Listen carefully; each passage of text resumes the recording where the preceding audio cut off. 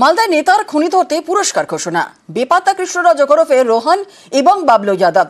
খোঁজ পেতে দুজনেরই ছবি প্রকাশ। 2 লক্ষ টাকা পুরস্কার ঘোষণা পুলিশের।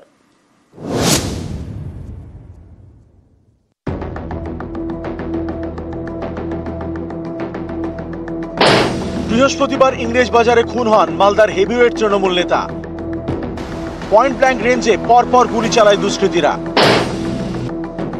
এই ঘটনায় এখনো পর্যন্ত বেশ কয়েকজনকে গ্রেপ্তার করেছে পুলিশ। এবার দুষ্কৃতীদের ধরতে পুরস্কার ঘোষণা পুলিশের।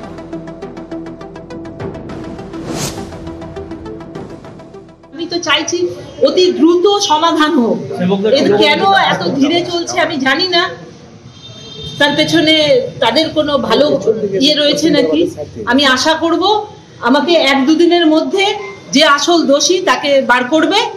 কাউকে লুকানোর চেষ্টা কোনো প্রলোভনে কোনো পাওয়ারের এতে যেন না করে।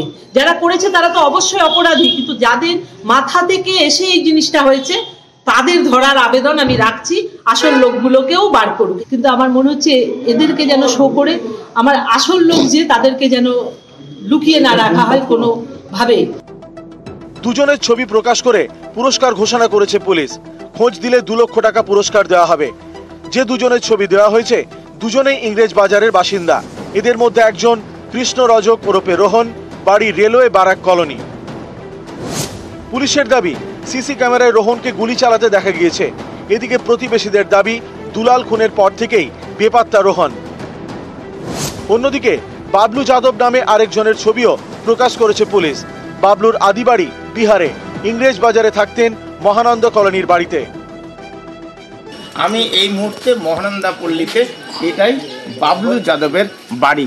কাউন্সিলর অফিস দুলাল সরকারের, সেই কাউন্সিলর অফিস বা বাড়ি থেকে কার্যত ঢিলছোড়া দূরত্বে এই বাবলু যাদব স্ত্রী এবং মেয়ে এই বাড়িতে থাকতেন।